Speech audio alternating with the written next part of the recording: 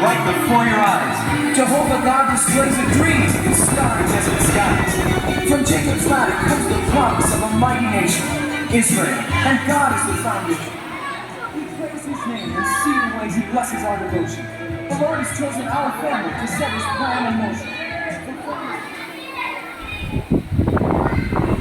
Ang unang tagpo, si Jose at ang kanyang mga pangarap. Sa lupain ng Kanaan ay naninirahan si Jacob at ang kanyang 11 anak. Sa lahat, ang pinakamamahal niya ay si Joseph, isang mabait, masipag at mapagmahal na binata. Isang araw, ipinagkaloob ni Jacob kay Joseph ang isang makulay na balaban, tanda ng kanyang pagmamahal. Ngunit, dahil dito, nagsimulang mainggit ang kanyang mga kapatid. Habang ipinagmamalaki ni Joseph sa kanyang mga kapatid, ay lalong namuo ang galit at inggit sa kanyang mga kapatid. Kaya dahil dito, ay nagplano ng masama ang kanyang mga kapatid.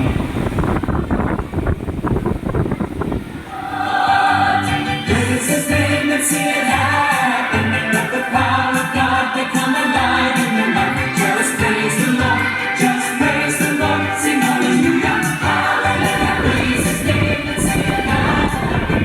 Sing John the Baptist, you can say there is none. Just praise the Lord, just praise the Lord, sing hallelujah, hallelujah.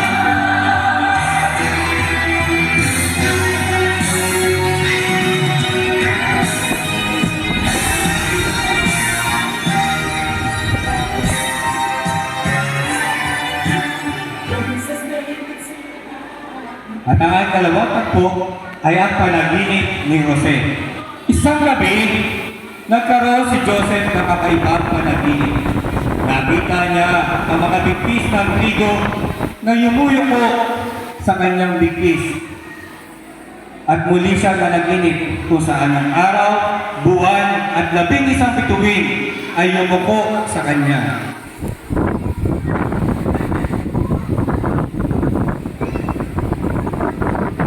Nang siya ay magising,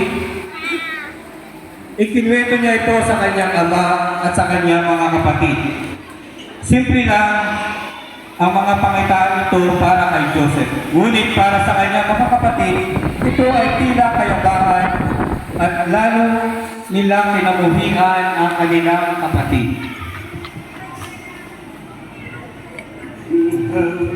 Is a young man now I see, and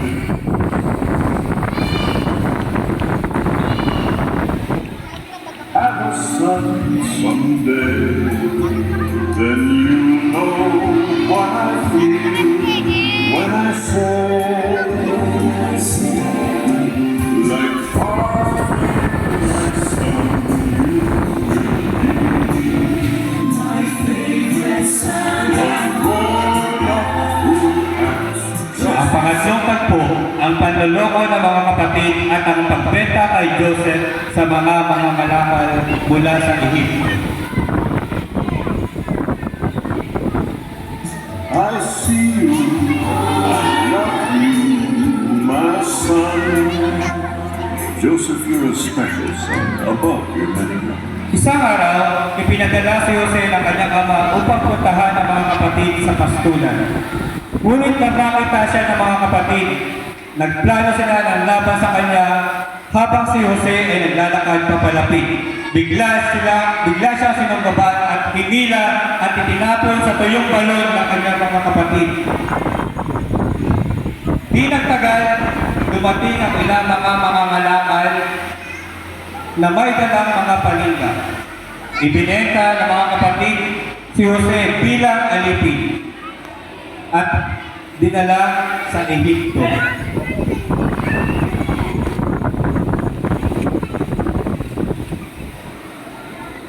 That is everything you do. And here's why.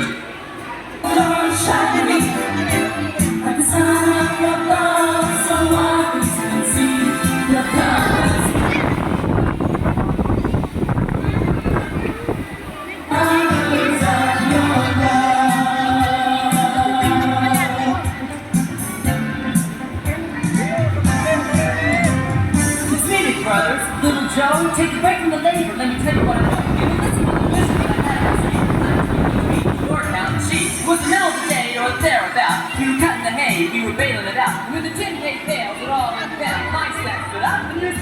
ay kaapat na tagpo sa bahay ni Potiphar at ang pagkakabilanggo.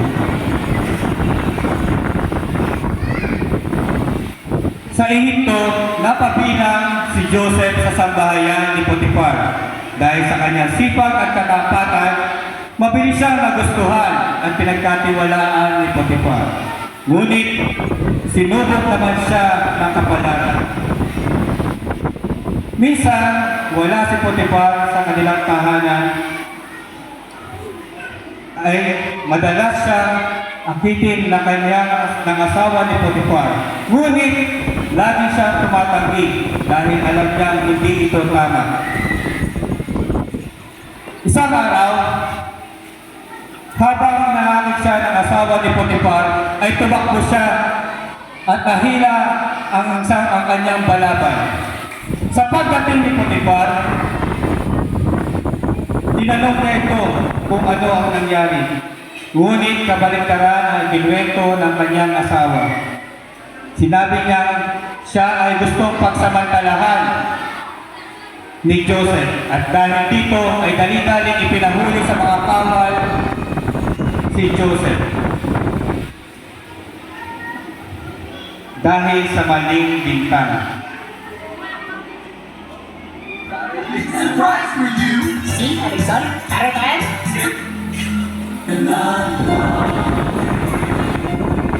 At siya nga ay nakulong.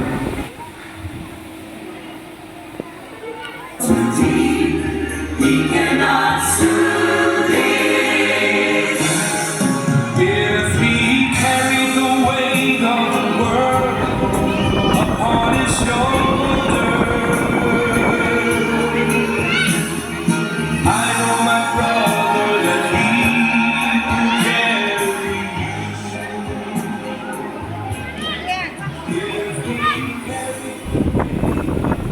Sa loob ng kulungan, ay meron siyang nakasamang dalawa pang bilanggo. Ito ay ang cupbearer at ang baker. Habang nakakulong si Jose, ay hindi siya tinigilang gabayan ng Panginoon. Isang araw, ay nagkwento ang dalawang kasamahan niya ng kanilang mga panaginip. Makikita sa mga kilos na nag-aalala ang dalawang kasama bilanggo. Ang cupbearer ay kinuwento ng kanyang panaginip na may punong ubas at katas nito ay inabot niya sa hari. Samantala, ang panadero naman ay nanaginip na may basket at tinapay sa kanyang ulo, ngunit kinain ito ng mga ibon. Maingat na ipinaliwanag ni Jose ang kahulugan ng kanilang panaginip. Ang isa ay babalik sa tungkulin sa palasyo at ang isa naman ay haharap sa mas mabigat na kapalaran. Tahimik, ngunit malinaw ang kanilang kilos na puno ng kapal. At nangyari nga matapos ang ikatlong araw ang kanyang mga sinabi tungkol sa panaginip.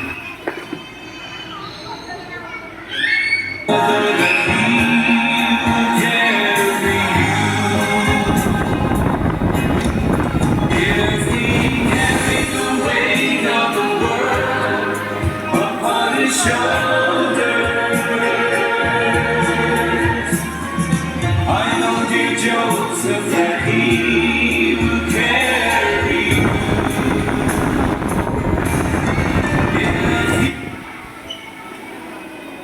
The Lord has chosen our family to set His plan in motion. Praise His name and see it happen. Let the power of God become alive in your life and trust. At ang huling tagpo, ang pag-ahon ni Jose at ang malaking pagbabago sa Ehipto. Samantala, ang paraon ng Ehipto ay nababagabang sa dalawang panaginip. 7 matatabang baka na ninayaman ng 7 payat at 7 magagandang trigo na kinain ng 7 tuyot. Walang makapagpaliwanag ng kahulugan. Kaya, nung marinig ito at malaman ng cupbearer, ay agad niya itong sinabi sa paraon na mayroong isang nakabilanggo na mahusay pagpaliwanag ng mga panaginip. Kaya nagling-gagling iniutos ng Paraon na kunin si Joseph mula sa kulungan. Agad niya itong pinatayo at ikinuwento ang kanyang mga panaginip. Ipinaliwanag ito ni Joseph at dahil dito ay nagustuhan ng Paraon ang kanyang paliwanag at siya ay ginawang gobernador at tagapamahala ng buong Ehipto.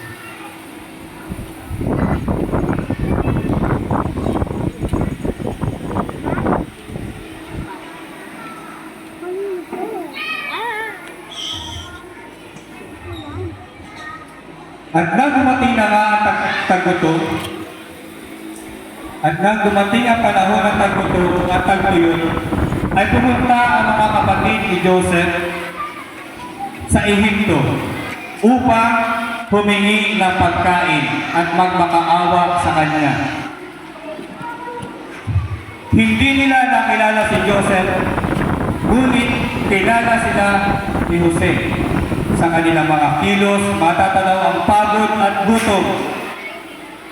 Sa huli, hindi napigilan ni Jose ang kanyang damdamin at siya ay lumapit, nagpakilala at niyakap ang kanyang mga kapatid. Ang kanilang muling pagkikita ay naging sandali ng pagpapatawad at pagbabalik pamilya. At nang dumating si Jacob,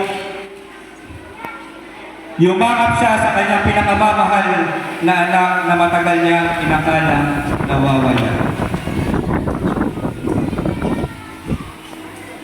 Praise the Lord, sing hallelujah, hallelujah, praise His name and sing it happy.